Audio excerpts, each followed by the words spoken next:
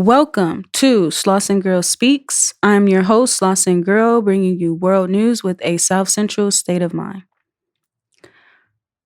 Randy Savvy is a Compton native with a love for cowboy hats and horses. But don't be mistaken, the hood gave him his attitude. In 2017, he launched Compton Cowboys to continue his family's legacy of offering horseback riding to at risk youth. Now, he is working out of a studio located at the Horse Ranch in Compton and is crafting a music style of his own, incorporating the street style of Compton within his cowboy background and experiences.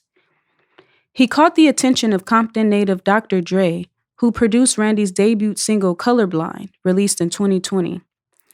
Randy is here to talk with us today about his recently released EP, Late Night Ride, as well as his upcoming debut album, Cowboys and Gangstas. Randy, how are you today? I am doing great. I'm here. I'm alive. I'm prayed up. I'm with Slauson Girl. We on the vibes. You know what I'm saying? We in Compton. I can't ask for nothing more. You know what I'm saying? I'm blessed. I'm fortunate. My kids healthy. My people solid. And I'm working. So I'm real good. Thank you. Definitely. Thank you for coming through. I really appreciate your time. So let's kind of talk about your most recent music. The people know you from Compton Cowboys, but you recently released an EP, Late Night Ride. And yeah, how would you describe your style of music? I love the music. I grew up listening to a lot of country music and a lot of hip hop music. And I grew up in the 90s, which point like both of those genres were like really coming into their own. Traditional country music, stuff that you would hear at the rodeos, and just all the stuff you would see in westerns or on commercials. Like it's just I loved it. I just grew up listening to that because the cowboy thing. When I was going to rodeos or any kind of events, like that was the music we would listen to. And my aunt was the one that was really big on listening to the country music. And a few of my favorite songs to this day are country songs. And a few of my favorite country musicians and songwriters are some of my favorites. People like Alan Jackson, and all those kind of dudes. And then on the hip hop side, like my dad is like my dad is from he grew up in the projects in Harbor City, and then he went all the way to like a Harvard MBA. A So who NBA? a Harvard MBA. Oh, shouts out to So your my pops. pop, shout out to pops. He's a Harvard dude, but he from the streets though. So like his favorite music, like his favorite artist is Too Short. So you got to think like '90s Too Short was like ratchet Too Short, like. Right, right, right. So I used to be with him as a kid, and he used to just be like with his collar vibe, suit and tie vibe. But like we driving over to the west side of Westwood or whatever to work at UCLA or whatever. But on the way there, we bumping like ghetto as Too Short, like we talking crazy. I'm in the backseat, and like some of that was almost like my fondest memories Hmm. as a kid. And so I grew up listening to country music and hip hop music mostly. And I mean, in addition to a lot of the other stuff like smooth jazz and soul. Obviously, all of our parents listened to that, but those were my main two genres of music. So as I developed my own passion for music, and when I decided to take it serious in 2009 as a freshman in college, which I always had a passion for, but I decided to take it serious then. I just started doing music, trying to make beats, trying to do this and that. And fast forward to 2017 when we started Compton Cowboys, that really brought me home, brought me back to my roots as a kid, brought me back to my lifestyle and the way I grew up. And I was like, man, if I'm gonna make music, I might as well make the music that I know and what's comfortable to me and what feels fresh and fun and something that will be different. And so I'm like, dang, let's just make hood cowboy music. Like, what Hmm. does that sound like? And I just started playing around with it. And so that's what I've been able to accomplish with my EP. And I'm super excited about it because it really does that. When you listen to it, you can tell, like, wait, is this trap, hood, country? What is this? Hmm. And that's exactly what I was trying to accomplish. So I'm having a lot of fun with it. Nice. So, Colorblind is your first single off the EP.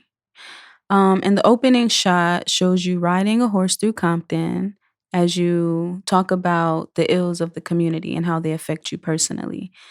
When did you come up with the concept of this song? The Colorblind song has an interesting story because once I got into my mode, when I feel like I started to actually find the sound, which was like 2018, like really 2019, when I really started finding the sound that I was going for. Mhm. I just started recording a bunch of songs, and I had a friend who had just lost her boyfriend to gang violence, randomly too. You know how it be, like he just went to the store and got killed, and that was very tragic. And I remember just sitting with her, and she was just talking about how much that hurt her, and I was just thinking like, her story is all too regular. Like Right. the fact that I could totally identify with her to me was like tragic. And the fact that anybody you talk to in the hood could identify with that situation is tragic. So usually when I go to do songs, I'm always inspired by something. And I went into writing a song, writing Colorblind with that in mind, just thinking about gang violence. The song was actually originally about just gang violence, us killing each other.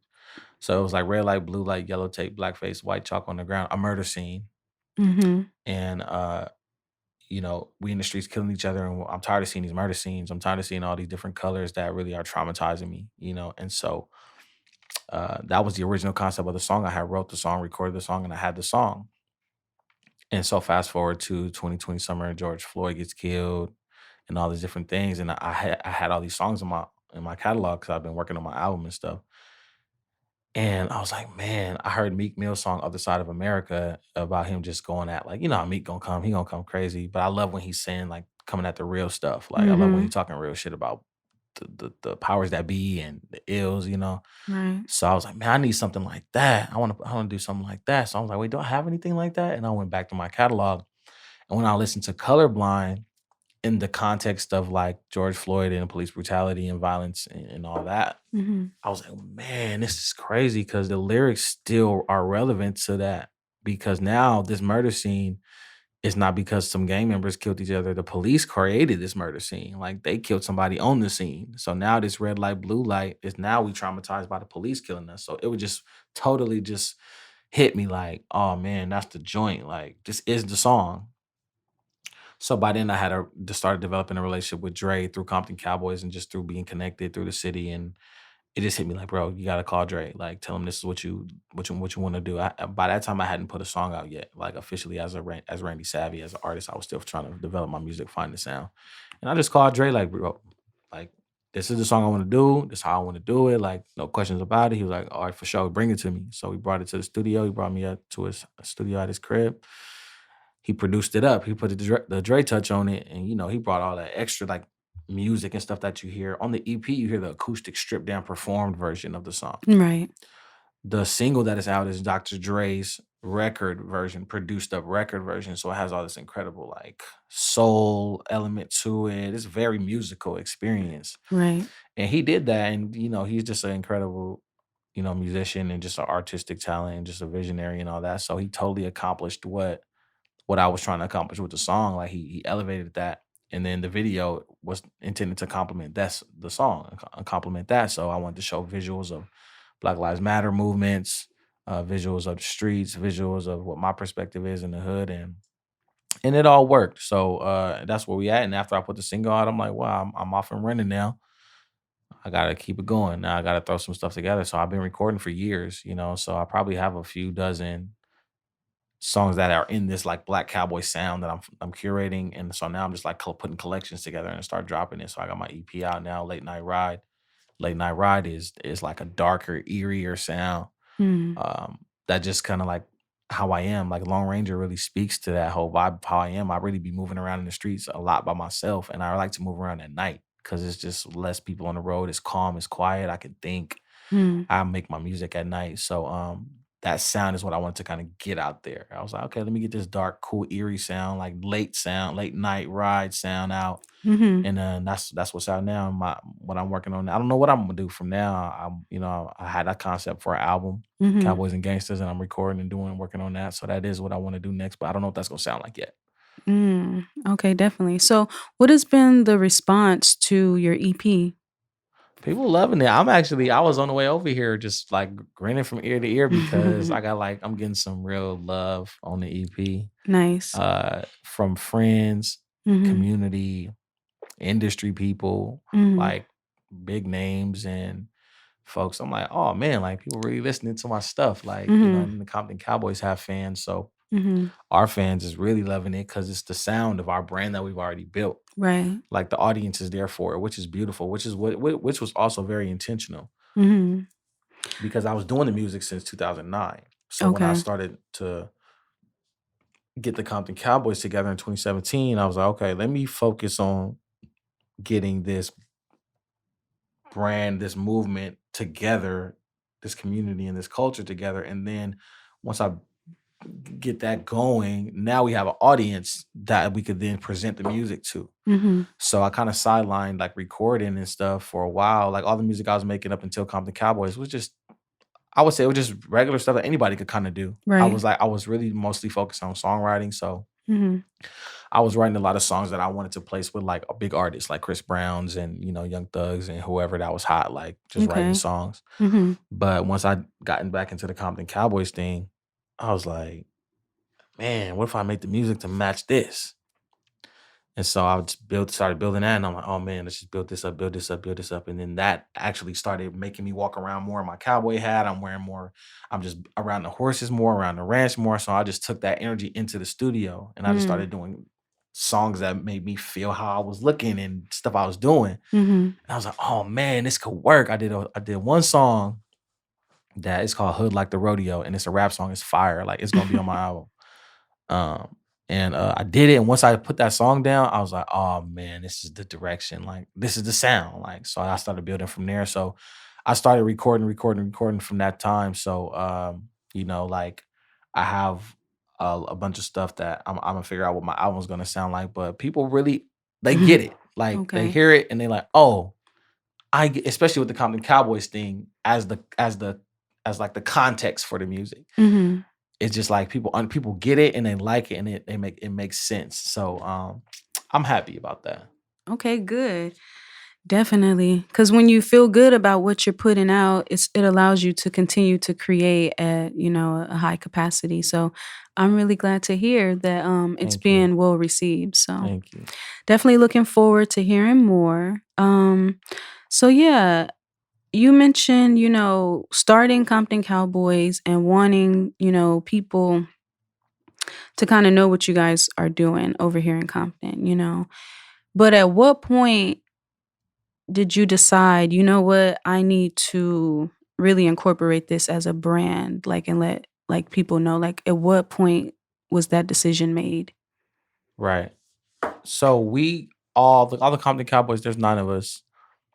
We all in some form or shape or fashion grew up together riding horses in a program that my aunt started in 1988 called the Compton Junior Posse. So we're all like homies that kind of like I was born into it. And then like, you meet neighbors down the street when you're little or homies at the park and they Right. would come to the house and be like, oh, can I ride? So we all kind of just like started being homies that would ride together in this program together. And so that was our lifestyle, that was our background. And so we got an opportunity, we got a call. My aunt randomly got or some kind of way the Guinness Beer Company found us. They were looking to do a Black Cowboy commercial for their brand, which is still one of my favorite pieces of work that we've done. But they wanted to do the commercial, but they didn't have the assets, right? The people, the horses, the culture, and the vibes. So they just reached out. I guess they just looked up like Black Cowboys in Los Angeles or something, and the organization Compton Junior Posse came up. So they found their way to us. It was like, hey, we got this commercial concept. We would love to bring you guys on board. Like, how do we do it? So they brought us in. We worked that commercial. We did it. I was able to help produce on it, and that came out. And I knew after we shot it, and it was a major production. I'm talking like 3 days. Like this is like the big brand, like the corporates, the marketing directors flew in from Ireland and everything, like major shoot. Mhm. So I'm like, dang, this is huge. Like, and I'm like, if this comes out and it was going to be like a marquee piece for Ireland and the UK, which is like Chevy in America. Like you see Chevy commercials all day, every day in America. Right. I'm like, yo, they're gonna be running this piece like that, and it's gonna be their marquee piece for like the brand for a while. I'm like, yo, this could set us up to be like something. I don't know what, but I was like, yo, what if we could just turn this whole thing into like that's our lick? Like we like black cowboys that do filming and do culture and like people like we a crew like that does stuff. You can hire us to do stuff. You can hire us to pop up. You can hire us to film. We the real cowboys. One, we could really ride these horses, but we also had the look and the aesthetic that could work on camera. Hmm. So I'm like, yo, that could be our whole lane. Like we could build a whole business like that. So Hmm. I just like hit the ground running. I was like, you know what? This commercial gonna come out. People gonna start looking for who. Like they're gonna be like, who are those cowboys? Who are those people in that commercial? I was like, we need to be ready and set up for when they start asking that. So before the commercial was about to come out, once we shot it and everybody was loving it, I was like, oh, they're gonna put it out because sometimes they shoot stuff and it doesn't come out. But I was like, it's gonna come out. They're gonna love it. So let's start working now. So I was like, boom, reserve the website, ComptonCowboys.com, reserve the Instagram, started just getting all the assets together, all the IP together, and just start putting it up, launching stuff, and be like, okay, so now we ready. So then that's exactly what happened, like clockwork. The commercial came out, everybody started reaching out, like all these brands, like reality TV companies, film studios, like who are you guys? What can we do something? So I was like, boom, that's the lick right there. So ever since then, I was like, yo, we could build up a great brand on Instagram. Let's just get a great logo and just be like, yo, we black cowboys and we put everything on camera. We ride, we teach kids, and just make it everything dope, make it everything visually dope through content, but that's gonna change the game. And like clockwork, and just my understanding of social media and all that. Mind you, I have a master's degree in entertainment and music business administration. Like I get this whole space. Right. So I'm just like lining it up, setting it up, and it just worked like clockwork. And so I was like, that's at that point. Let's start it. Let's establish it as a brand and a business, and then that way we could not only make a living off of it, but we could have our own efforts, our own fundraising efforts to sustain our own nonprofit. Because that way we don't have to be begging for grants and public money. Like, you know how that process is so hard and it's so taxing on you. And it's so like, it's just Compromising so too. much. Like, and then for the kickback you get from it, it's almost not even worth it. Like, Hmm. you sit here, you're doing all these applications, spend all these hours, and then you get like 5,000 or 10,000, maybe if you make the cut. But then it's like you spend that in a couple, like, especially with our overhead at the ranch, we spend that in a couple weeks.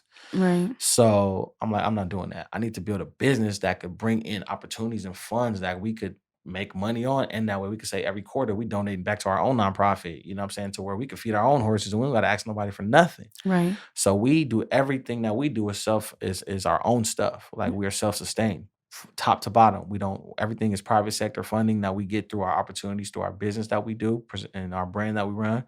And it works. So that was the dream. And it's like we hitting it now. Like we scratched the surface and we really about to get in that mode. Like, Yeah, dang, that's amazing. And shouts out to you for seeing the vision and, setting everything up, getting in position. thank you. So, you mentioned that the Compton Cowboy brand was branched off from, something that your aunt had started, the Compton Junior Posse, and a commercial from there. You started Compton Cowboys in 2017. It's been about 4 years now since you guys have been, established like as a brand that the people Mhm, know. mhm.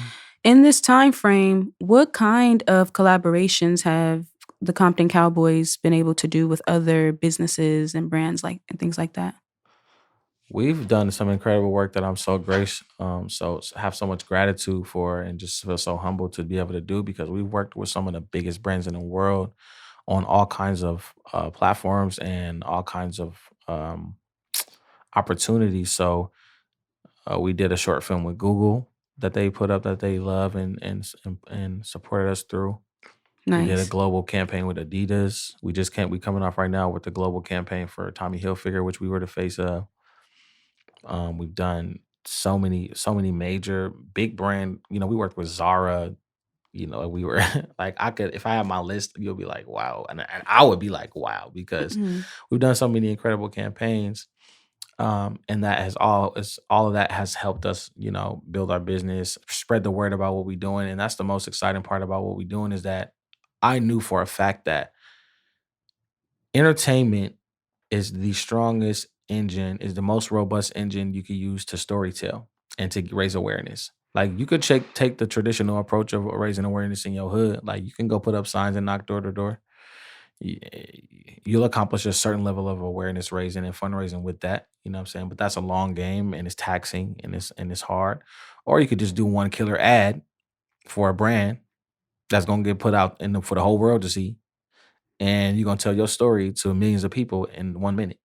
And they're gonna tell you, and they're gonna want to donate and help and offer new opportunities. So that was my vision, just my understanding of entertainment and how it works and how people move. Because I have my BA in sociology, so I really care a lot about people, and I care a lot about, and I have an understanding of how it all moves, like the whole ecosystem of people, places, and how it all works. Mm-hmm. So that was my basis. And then I went and got my master's in entertainment and music. So now I'm like seeing everything through a certain lens of like, yo, how people move through watching stuff and how that makes a person get up and go take action. Or I'm understanding all of this.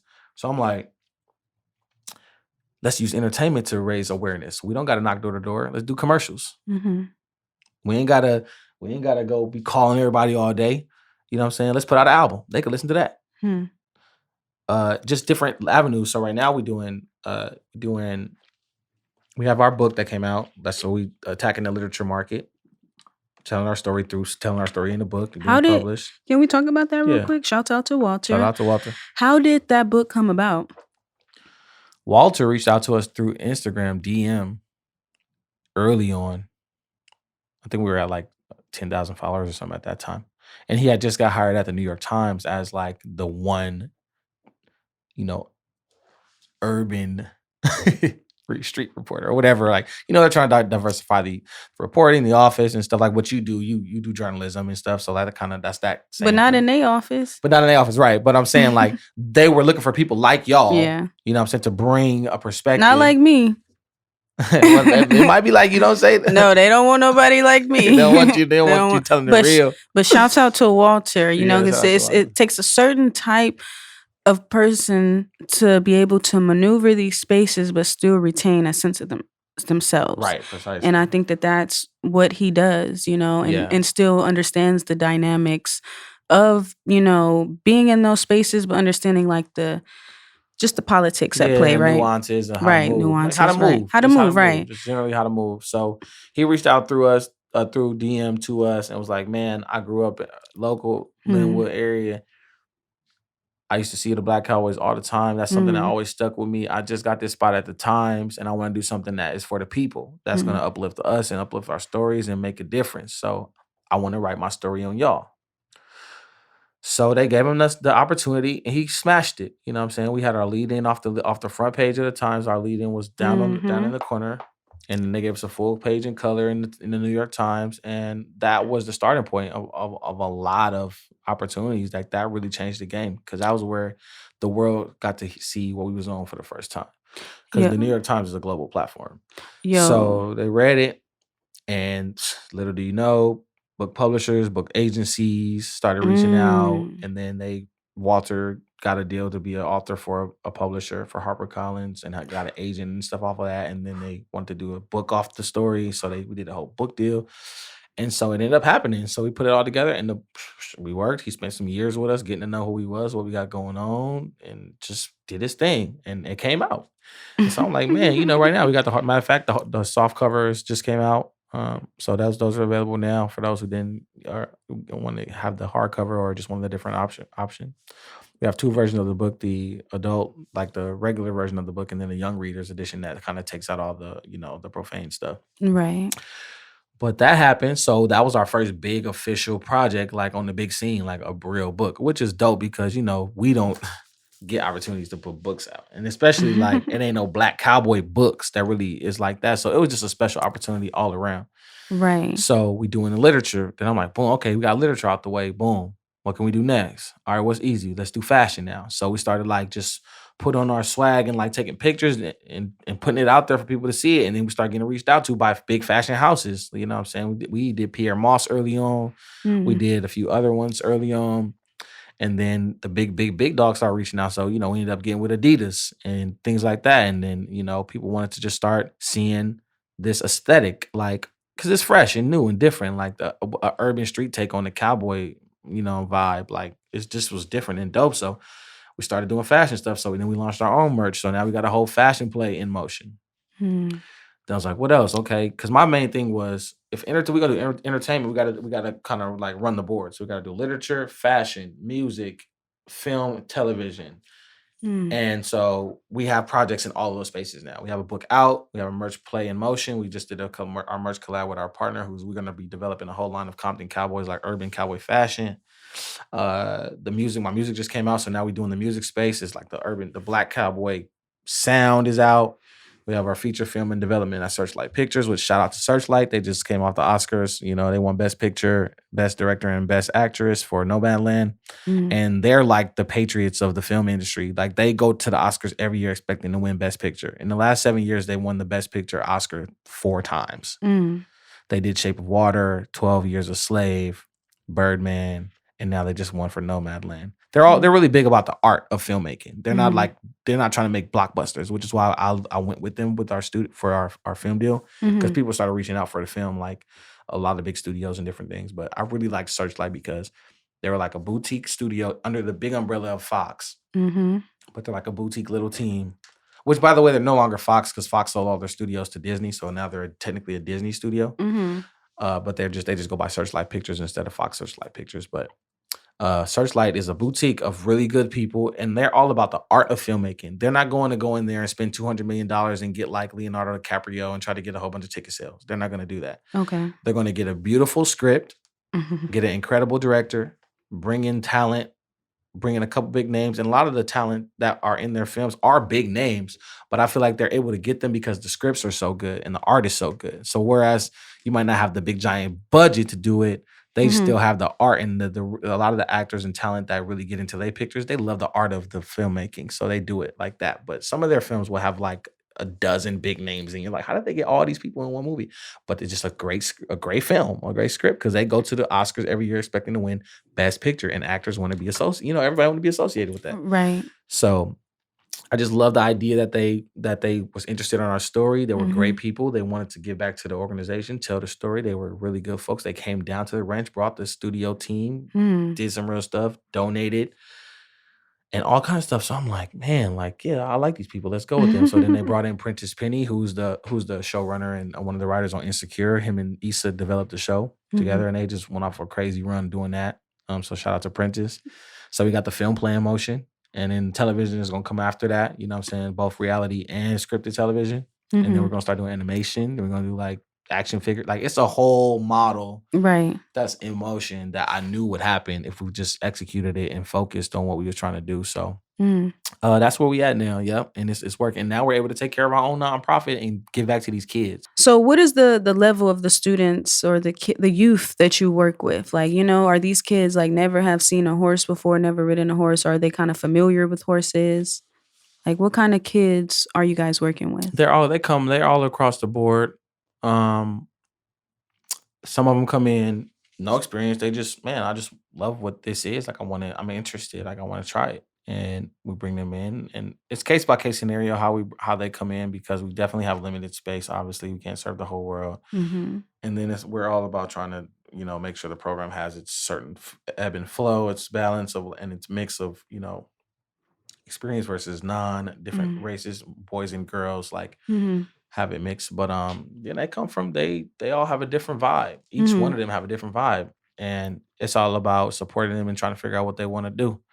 And some, like, so Zoe came in, she was already like full blown, like, I'm gonna be in the question. Like, this is what I do. I've been training, I've been doing And this. how old is she? She's 16. Okay. So Shouts out to her. she's in high school now, and she'll be going to college soon. But by now she's like a full blown pro. Like she competes against professionals and wins. Oh wow. So she's like one of our like star, like, you know, shining examples of what we can do.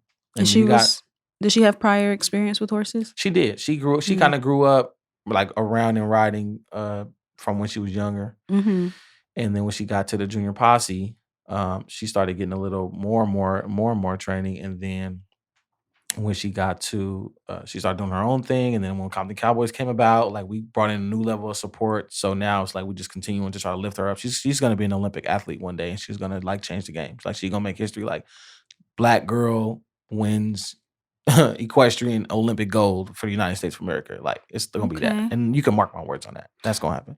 Okay. Well, shouts out to you, Zoe. Keep going, girl. Yeah, We no see doubt. you. Yeah. So let's talk a little bit about Junior Posse and your aunt who started this group. What was your aunt's background and what motivated her to start like this kids group? My auntie grew up loving horses because my grandfather, her dad, used to always just sit around and watch westerns when he got home from the war.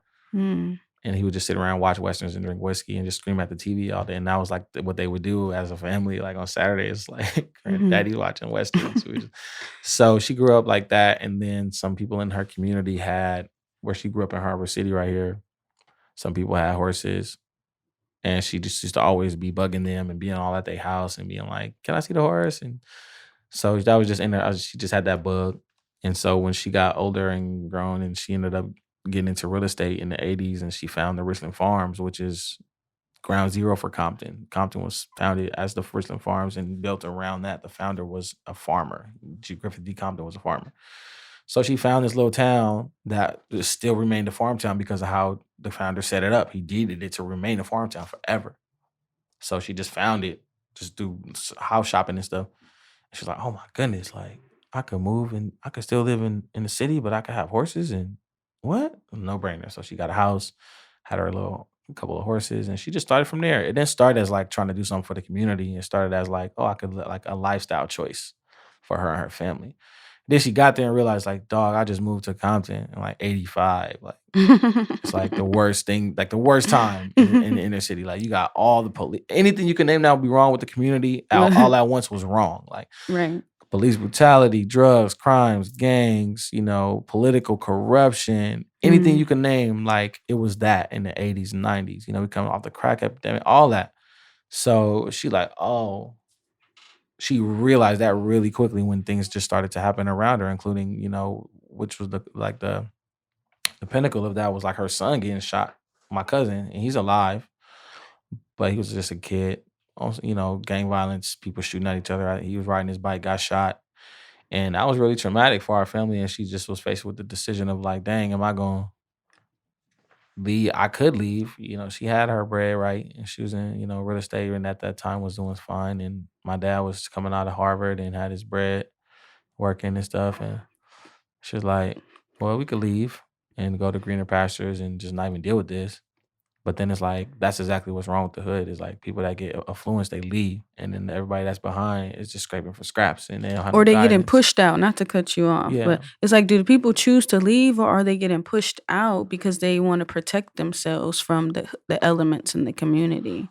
I think that it might be a combination of both, but at that time, this is when Black people was just starting to get bread and starting to feel like they could live and integrate and all that stuff. And my Right. dad has this whole philosophy about how integration, the dark side of integration, which was that we left our people behind. You know what I'm saying? So Right. that's a whole conversation. But Mhm. the whole thing is like, Blacks in the in the 80s starting to get money, wanting to live middle class, you know what I'm saying, want to go live up on the west side in Brentwood, Ladera, wherever, and like, Mhm. yeah, you can't blame people for wanting to live in peace and not have danger and not, go to have their kids have good schools. You can't blame them. That's what makes sense as a family. You want to do that. Right. The after effect of that is that if everyone that had if all the doctors, lawyers, pastors, everybody that got, some type of influence, positive perspective and knows how to develop a community and lead a community, if they all dip and they just dipping because they want to live without, having to worry about this stuff happening to them and their kids. But if they all leave, then the only thing left behind is the gangs, the criminals, the drug dealers. All those people are still there. Right. And then that's how they get the grip on the community. And then it becomes a perpetual cycle of them running everything. And it just runs into the ground until somebody, and then until you cycle out. So my aunt was like, I can't go out like that. Like, yeah, I don't want to, that's not my legacy. Like, I can't be like, man, I'm a Black person. I'm very pro-Black. She was in the nation, all that, coming out, all that at the time. I can't be one of these people that, I'm in the hood. I moved to the hood because I wanted to be in the hood, but then I got some bread and I'm like, oh, it's bad over here. I'm out. Like, she's like, nah, I ain't going out like that. Especially because all the other mothers and all the other families in the community is dealing with this same trauma. And it's like, she felt like it would be abandoning them if she just left. So she felt like, and my grandmother was real big on that, like love your people, support your people, be in your community, feed people, take care of people. So she was like, I ain't going out like that. Like I'm just gonna stay and figure out something to do, like how to change it. And then it kind of hit her like, man, all these kids always knocking on my door all the time to ride to like see my horses, or when I ride, they want to follow me around. And my kids like the horses. And when they ride, they don't even be thinking about all the streets. They just be wanting to ride. So she was like, dang, what if I use the horses to like distract all the kids and like make them want to come over here? And then when they come, I could tell them, hey, if you want to ride, you got to do your homework. You got to show me your report card. You got to go to school. I don't want to hear about no truancy. Like I'm gonna teach you gotta clean and learn the discipline of being around the horse and be responsible. You got to make sure all these things. So she started teaching them life skills because they had interest in the horses, but the life skills, her teaching them life skills was like her way to get them to get on the right track. So the kids wanted to ride the horses so bad that they would just do what they got to do. They would go to school, get their report cards, be in class, not acting up in the house and doing what they got to do. And so it started working. Like it was just like her kids first, and then they friends, and then more and more. At one point, it was a gang of us, like gang of kids, little homies, like all of us, boys and girls from the hood, like in the hood, hoodlums, like, but really riding horses though. Like really a group. The Compton Junior Posse. We used to go to all these events, and people wouldn't know who we was, and we would win. We would be the only little black groups in some of these places, going out to all these places in Malibu and Palo Verdes and all that, and we would kill it. We had some little horses from the auction that we, rescue horses that wasn't that to anybody else would be nothing. But we loved them. We seen what they had to offer, and we had that same chip on our shoulder. So we used to go to these events and and take home everything, all the first place, all the trophies. So it became that, and then that's our legacy. And she's like, man, I'm in here. I got these horses. I'm teaching. I'm saving and rescuing these lives. So this is my life now. So she dedicated 30 years of her life to that, and she just retired in 2018. Oh, she's still alive? Yeah, she's still out. Yeah, she's still alive. She still come by and see what's going on. She got a little quiet little farm out in Norco now, where she living real peacefully and just relaxing. Nice. But when she retired, it was time for somebody to step up, and naturally it was one of us had to do it, or an outsider. And then it's like, can't let the outsiders come in because they don't understand the texture, and they don't understand how to do this. So I was like, man, I'm coming out of grad school. Like, dang, we just did this commercial. We got the Compton Cowboys brand like starting to become a thing. Auntie wants to retire. She can't do the ranch no more. No brainer. Like, I'm gonna step into the fold. Like, I'm gonna just run it. But if I'm running it, I'm gonna do it my own way. Like, I don't want to have no super like micromanagement and oversight. Like, I'm coming in with my own new board of directors, my own new everything, because I want to bring everything into the future. And so I came down here. I was like, man, look, we turning this into we about to spin off the Junior Posse into we're gonna make the Compton Cowboys be like the edgy Western like side of it all, and make that a brand. And then we're gonna rebrand the nonprofit as Compton Junior Equestrians, because we want to open it up to be like just a welcoming and a professional industry grade like organization, like Compton Junior Equestrians. So because we do all kinds of different things. So that's what I did, and that's where we at now. Yeah. Okay. Well, shouts out to your aunt. What's her name? Maisha Akbar. Maisha Akbar. Shouts out to her. Shout out to my auntie. She crazy too. We all got that crazy auntie. Or a few of them. Right. We love them. I love her though. She's something else though. I love her though. God bless her heart. She changed the game. She the reason why we all right here. She the reason why we all like I could be here telling you like that I'm doing what I'm doing. Like it's the trajectory goes all the way back to her decision to stay in the hood and make a difference. So that's why our motto for Compton Cowboys is streets raised us, horses saved us. Like we was raised in the streets of Compton. Like some of us gang members and was active, you know what I'm saying, in that shit. Like, but the horses kept pulling us back to each other and pulling us back to the cowboy life. And, whereas some of the other homies didn't have nothing like that, and they fell to the streets, you know what I'm saying, dead in jail and that whole or on drugs or whatever. Like, you know how the story go. Right. But we didn't suffer that. We didn't experience that fate because we had the horses. So we owe it all to these horses, and we owe really it all to my auntie, who was the first one. Like, I'm using these horses to rock with these kids. So that's what's up. Okay, definitely. So let's bring it back to the music a little bit. We talked about Compton Cowboys, you starting it as a brand and the success that it has had to collaborate, with these different major corporations and things like that. So within the success of Compton Cowboys, why is it important for you, for the people to know you as Randy Savvy, the artist, the musician? I like that question. Thank you for that. It is important that the music happen because the music is the key to the heart of the culture. Mm, Like music moves people like nothing. Nothing is even close. Like not film, not activism, not nothing. Like music moves the world. And some of our biggest influencers of all time in the history of the world have been musicians mhm, because it's just how it is. So my thing was, it just was seemed like divine intervention to be like, yo, I know you do the music, but go put the cowboy hat back on. Go back to the hood. Go back. You know what I'm saying? I was living in the valley working as music accountant. I had my master's degree. I had the condo. You know what I mean? I was on that. You was popping. And I wasn't, yeah, I was popping, quote unquote, but it wasn't popping Hmm. because I wasn't Was fulfilled. rooted. I wasn't rewarded. I wasn't feeling it. Even though I had what I thought what the dream was, you know what I'm saying, at that time.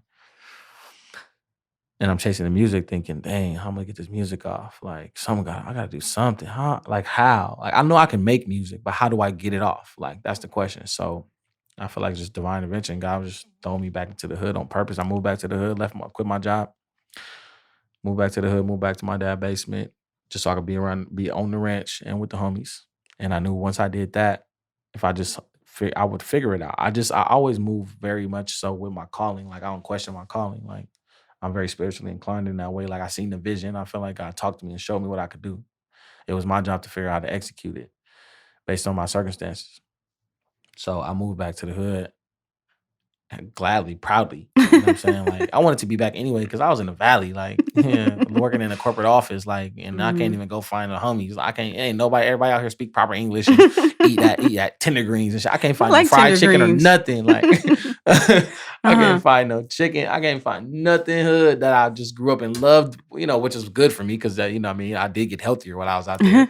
But Right. still, though, you know what I'm saying? Like the hood is beautiful. It's some beauty in the hood that you can't find nowhere else. And I missed that. And that my spirit missed that too. And on top of missing the farm and the ranch, because I wasn't around no animals or no trees or the birds. I grew up like that. The roosters wake us up. Mhm. And I was waking up to an alarm clock. And, you know, so it just wasn't right. So Mhm. I went back to the hood and just I was like, man, I was like, you know what? I'm gonna figure out the music. Let me just focus on this calling right now. I gotta go to the hood. My auntie need me to run this ranch. I already got the homies. We got a great potential opportunity on the table with like developing the Compton Cowboys as a thing. And I knew from day one when I first had the vision that would work Mm. just because of the nature of it. Like young niggas, that's dope. Riding horses, put everything on camera in high quality. You know what I'm saying, with the right captions and the right logos. Like it's already, I seen it. God showed it to me. Like, bro, this is it. Just now, you just gotta build up to make it happen. Mhm. So I was like, I knew that would work. Mhm. In the interim, I'm like, I gotta figure out how to hustle it up and just hold it together while we transitioning. So it ended up working out. My auntie retired. Her board of directors left us some funds to like transition to help get our stuff off the ground. I was able to bring myself in and it was funded to be able to, okay, now I can focus on building this thing. I was just in the trenches every day. I was literally with my hands building stuff. Like I'm in the backyard pulling gates, building stalls. I'm like, oh no, I want to put the arena over there because it's gonna look like this. I want to put the stalls all against the one wall so that all the horses could be together and have that bond. I want to boom change this so we could put the horse trailers over there. Like I'm over there, just my whole vision just coming life. I'm back there with the homies. The homies, we all back there. And they trusted me. And that goes further than anything is Mm. because I couldn't have did none of this without the homies. Like I had the vision and the energy to go like, yo, we gotta go. But they all was like, bro, whatever we doing, man, let's go, bro. Cause they know what these horses do. And they knew, and we all grew up like that, and we all had a love for each other. So um they trusted me and we did it. And so I was like, okay, now that this thing is coming alive. So in the midst of all of this, I'm like, again, I'm wearing my hat more now because I'm on the ranch. I'm doing more cowboy stuff. Like I'm Mhm. doing interviews. I'm going to take pictures. I'm starting to wear my hat more.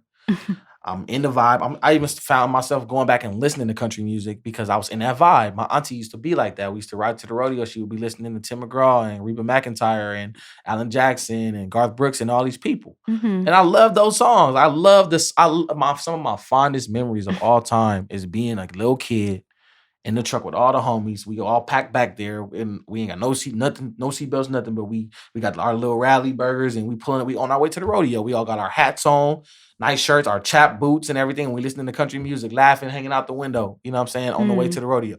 Mm-hmm. And that was like some of my fondest memories of all time.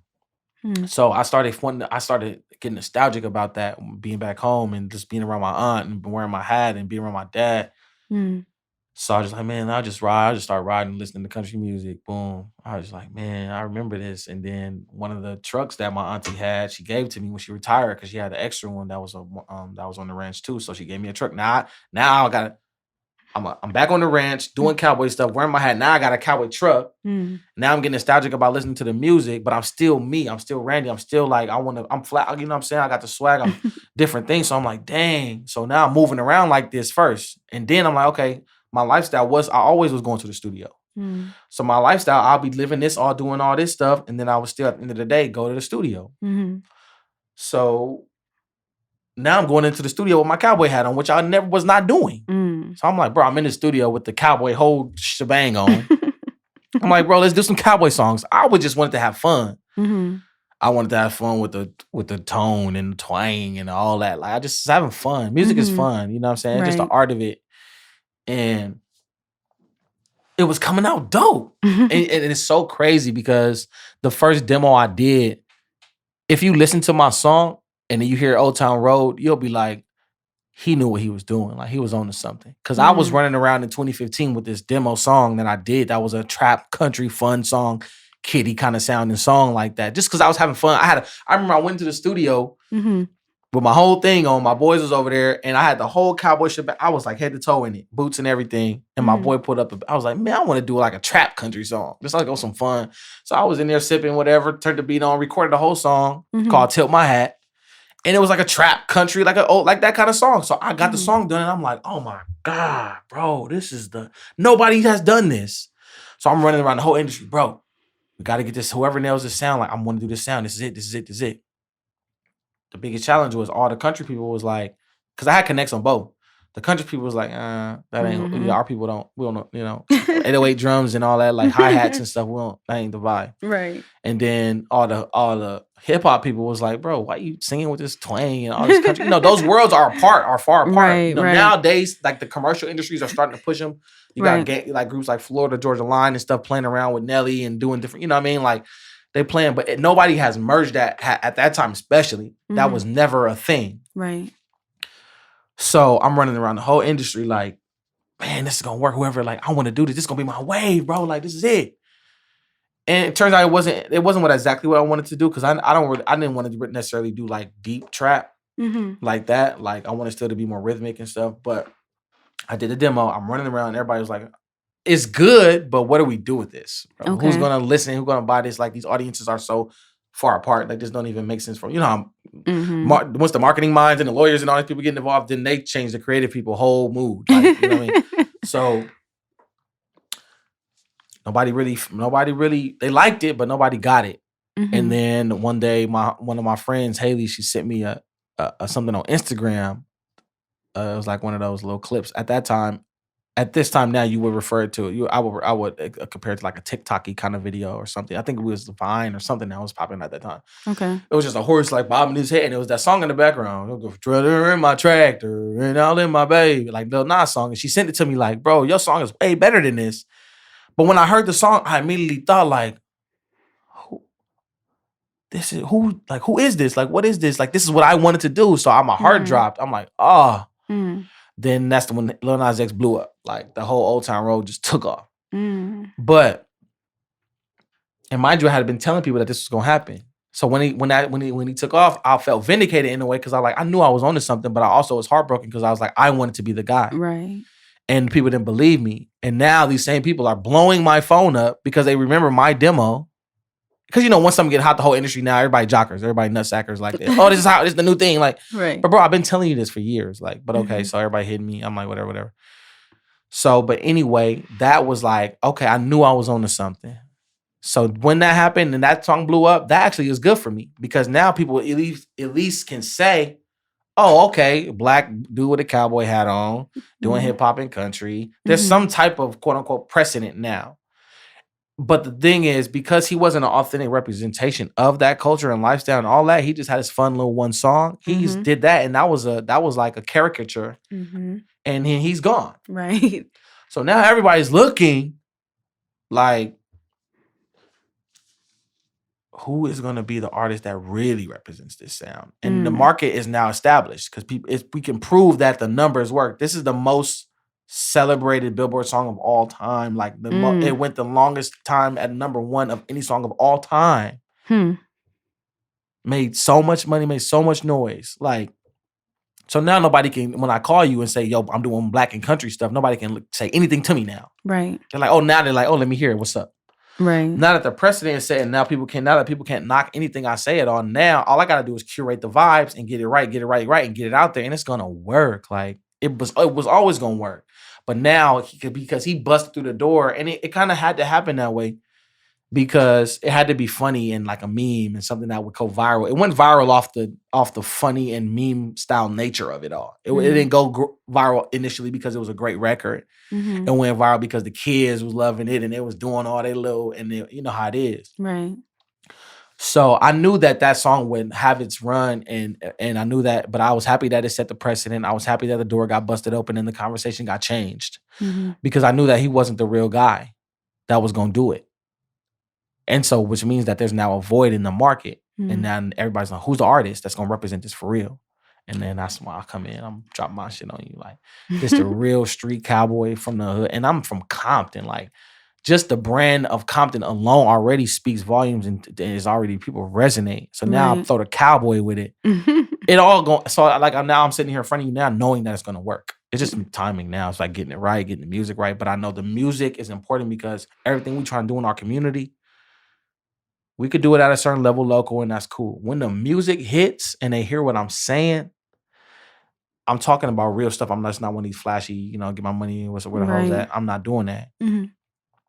My first song, you know what I'm saying, first rodeo, the lines in that song is like so real. Like I'm saying stuff like, you can't ball when your people is broken. You know what I'm saying? Like, so my stuff is real. So now that when I get the music to hit, and when the sound and the culture grabs it because it sound dope and it starts moving the waves, but then they hearing me, I'm gonna be changing the world with my shit. Like I'm gonna be able to do so much for my community. I'm gonna be able to move the world through the music and the messaging in the music. Because what I'm finding is the sound, the bop that's gonna move the world, but then the messaging that's gonna change people. Because that'd be the biggest disconnect. Like all the rappers that's dope lyrically and got the vibe, the message, they don't got the bop. They don't got they can't. That's why all the bop rappers is winning, because at the end of the day, music is just it's meant to make you move and feel like something. Right. And today, these rappers that have figured out that bounce, they don't gotta say nothing. It's the beat. It's the beat. It's the beat and the melodies and all that. So my thing is, how do we find that bridge, that gap? Like, and with my EP, you can hear that. You can hear where I got the sound, the drums, the stuff that's gonna make you really bop, or the hood gonna listen to me, but then my lyrics is on point and it's blended and it's presented in a way where I don't sound like a preacher. When you have J. Cole and all these dudes, like a lot of the hood, they fly over the hood's head, because the hood niggas on the block don't want to hear no nigga preaching about change your life, bro. That's not what I'm doing right now. I want to turn up, like. So I'm thinking like, I'm gonna turn you up, but my writing is in such a way that it's gonna subliminally reprogram you to be like, oh, you know what I'm saying? Dang, I shouldn't probably be shooting. I shouldn't probably be doing this. And that's the cool thing, to be like conscious. So that's what I'm doing now, and that's why the music is important, because it's gonna create that draw and that moment, that movement in the world of like people rocking, but then. Now the messaging is going to change people's hearts and minds and bridge so many gaps and bring so many cultures together, whites and black. I believe my stuff could cure racism. I believe that, because my audience at my shows is going to be like the Hicks in the country and the niggas on the block. Facts at the same show.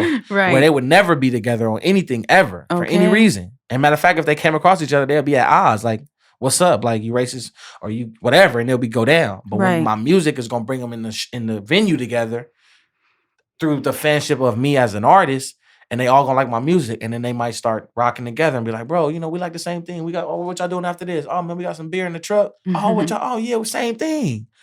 You know what I'm saying? We got some beer, we got some whatever, we got some smoke, whatever. Oh, we do that too. Like, it's all the same. And I think a lot about that. Like, Ray Charles was in his time bringing like, that swing and but doing gospel, doing all this and bringing white and black people together through his music, like helping cure like the problems through his music. Right. So that's what I'm on. That's what my stuff is going to do. So I could talk all day about that, but that's the way. That's what I'm on. That's what's up. So we actually been on here for about an hour, but before I let you go, I definitely want to talk to you about raising kids in Compton right now, or just raising kids in general. How is it being a father? Being a father is the most rewarding thing in life. Like, everything I do is like, all the fun stuff is great. Like, it's fun. Like, I feel just happy, and I'm like, oh, it's cool. But like, the moments when you like waking up, like you sleep, and then your little baby, it's just like waking you up, like, and you were opening your eyes and you got this cute, and it's your kid, so Right. it look like you, and like, and it's just like, man, you a trip, bro. Like, it's just crazy. And then you see them getting big, you see them start to say words and talk, take their steps, and like, parenthood is beautiful. Like, I would, encourage, like, humans. That's what we do. Like, that's our purpose, is to like be here and create people to make the world a better place. That's what I believe, and work together and do great things. So fatherhood is my favorite part of life, and I'm new to it still. My big boy is 3. His name is Lux, and my little boy is Verse, and he's 1. He just turned 1 on the 24th, and it's just amazing. Like, I wouldn't trade nothing in the world for my kids. Like being a father is everything. Like, and I want to be able to give them some stuff. You know what I'm saying? I want to be able to pass down. That was the main reason why I quit my job, because once I realized that my kid's mother was pregnant with my son, my first son, and I'm in the corporate office. Like, man, I'm just an employee up here. Like, they don't even care. Like, like, you know what I'm saying? I'm got my little salary that, they pay you just enough to be broke but live okay. You know what I'm saying? So you really in the rat race. You can't. Something like that. I can't get when my kids, my whole mind started thinking different when I was becoming a parent. So I was like, man, I'm out of here, bro. Like, I need to go. If I'm gonna hustle and if I'm gonna do something, if I'm gonna struggle for my stuff. Like, you know what I'm saying? So went back to the neighborhood, started hustling it up, and now Compton Cowboys is the thing. Now when my boys start getting big, they could be involved in something that's theirs. You know what I'm saying? Like, it's all about these kids. It's all about the kids. Like, we have a lot of fun and we love it, and we still some niggas, and we still, you know what I mean, whatever. But we all about family. And when we down there in the neighborhood and we at the ranch and all of us got our kids and they running around and they get to feel the dirt, you know what I'm saying? They get to hear the birds, and we planting gardens, and they get to grow vegetables and stuff. Like, that's what it's all about. So that's what I love the most about all of this. Is just being a parent is my favorite part. Definitely. Yeah, that's amazing. So, well, before we wrap up, is there anything else that you want the people to know about your music, about the brand, about Compton in general? Compton is a beautiful place. Don't get it twisted. You know what I'm saying? People like to skew our brand and taint, your mind about where we are. We ain't that. Like, come find out for yourself. Compton is a beautiful place with beautiful people and beautiful things going on. And that's all I want people to know. I always tell people that. And just keep your mind open for new ideas, and we're gonna shift the narrative. You know what I'm saying? That's what we doing with our stuff, and we collaborating with people that's on the same wave. And other than that, be on the lookout for Compton Cowboy stuff. Google it, look it up. Be on the lookout. We changing community. We having fun. We doing great stuff. We breaking barriers. We changing the culture. We, know what I'm saying? Like in this past election cycle, I had gang members voting and proudly, Hmm. you know what I'm saying? Like one of the most moving moments I had in this whole situation. Hmm. You know what I'm saying? Like my big homies that grew up reckless, you know what I'm saying? On the hood shit. And, you know, we out there chilling and we all about to we had decided that we was gonna go drop our ballots off at the box or whatever. And so we all out there chilling on the block, and then the homie was like, what you know, the big homie's like, it was an open invite to like whoever wants to be involved, like, you know, we gonna go. Mm-hmm. We was all out there chilling on the block or whatever, and then the big homie was like, "Oh man, I'm gonna catch y'all in a minute." Well, no, he was like, "Oh wait, I'll be right back, bro." He like patting his pockets, and I'm thinking he on some like exit left, like, yeah, I'm not doing that. But then I'm like, "All right, bro, you out of here?" He's like, "Nah, bro, I gotta go get my ballot. I'll be right back." And that touched my heart. You feel me? Hmm. Because that's what this shit is about. You know what I mean? Like changing people. Mm-hmm. And I'm proud of that. And that's my dad's. That was my dad's dream. You know what I'm saying? He got a Harvard MBA. My dad could be doing anything. Hmm. My dad could be working for Tesla right now. But my dad moved to the block. And he was like, I'm gonna raise my kids right here and be influenced to the next ones. And now we standing here, you know what I'm saying, influencing the world, being able to do positive shit on behalf of Black people. Definitely. And that's what it's all about.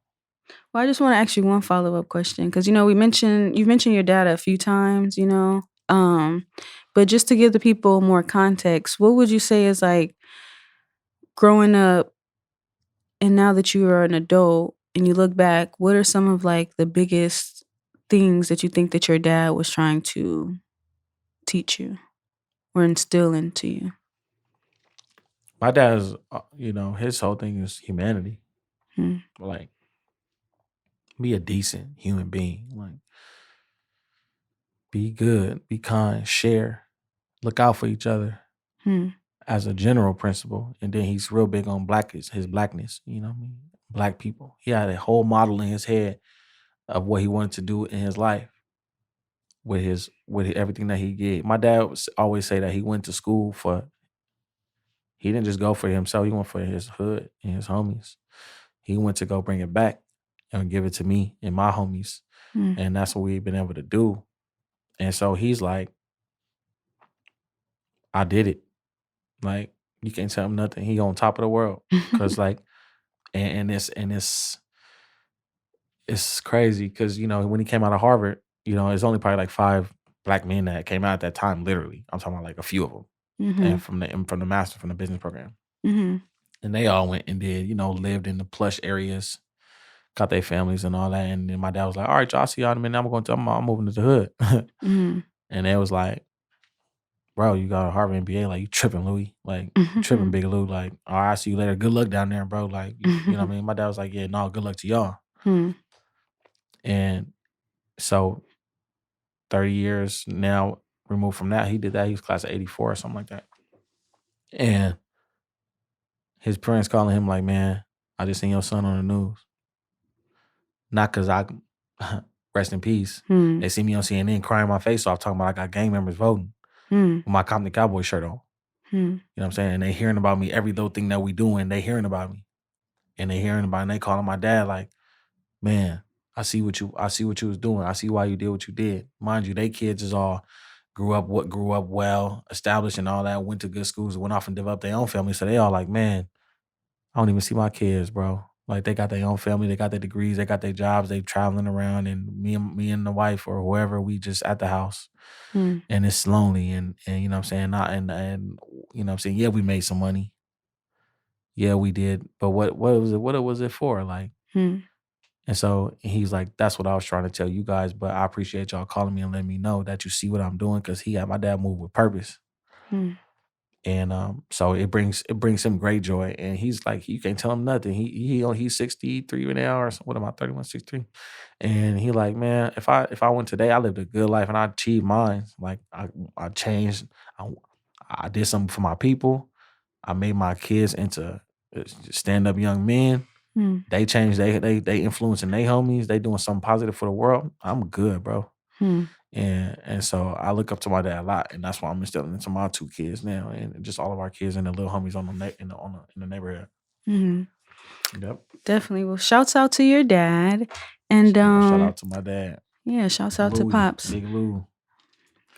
So let the people know where they can find you and also where they can stream your E EP. Randy Savvy. I'm at randysavvy.com, just my website. You can go there for anything related to the music. You can get, a little more information on me and what I'm on. Our main website for the crew is ComptonCowboys.com. You can follow us on Instagram or any social media at Compton Cowboys. You can follow me on Instagram at Randy Savvy. And you can just go from there. Just explore everything you see on there, because it's a lot going on, but it's all intentional and it's all with purpose. So check it out. Definitely. So yeah, the EP is called Late Night Ride. And yeah, check out the visual to his single Colorblind. And yeah, thanks for your time. Thank you, Slauson Girl. Appreciate you. No doubt.